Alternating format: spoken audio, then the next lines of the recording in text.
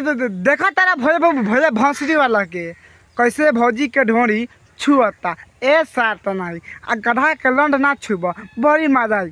तारा बहनी के गाड़ी में सामान पेलो भाग यहाँ से।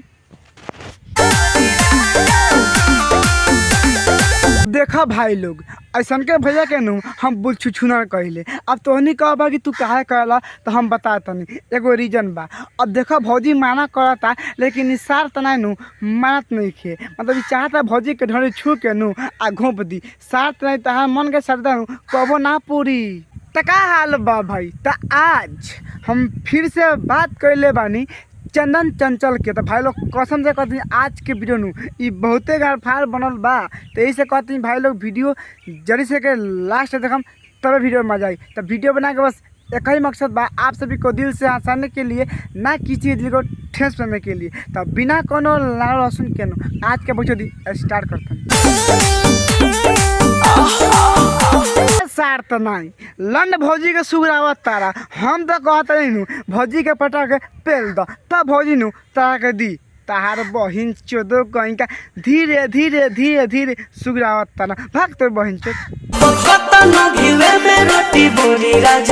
अच्छा खैबा केतन घी में रोटी बोरी राजा जी? अरे भौजी भौंसरी वाली तार कहे के मतलब का बा कि घी में रोटी बोल के कितनो खाई भैया तो लंड जैसे पात्रे रही ई तार गलत सोच बा। तनी आगे कहे के का चाहता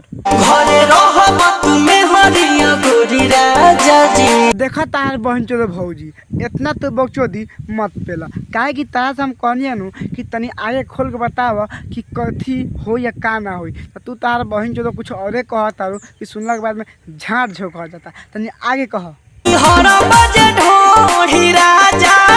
बारे तारा बहनी के गाड़ी में गधा के सामान पेलो वाह का कहता रू कि निहरा बजे ढोरी राजा जी। अरे भौजी भौंसरी वाली हम तो के 2 बार पहले कहले बानी कि तू आगे खोल के कह कि का होई। तो तू भौंसरी वाली बतावत नहीं कि आ कह तारी निहरा बजे ढोरी राजा जी भाग तेरे बहन चोत।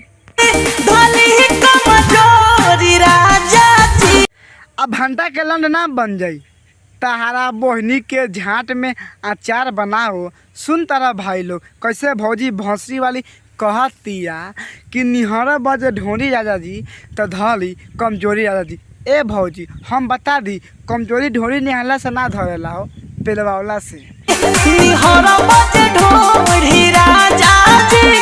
अब देखा तार बहन चो भौजी अगर ता भाता ढोरी निहारता नू अगर ता भाता ता के पेलत नहीं खे कुछ करत नहीं खे तो अलग के बात बा।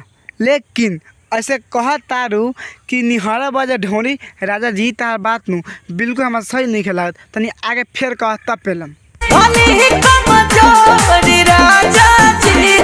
बारे तारा बहनी के गाड़ी में जेसीपी के लंड पेलो वाह।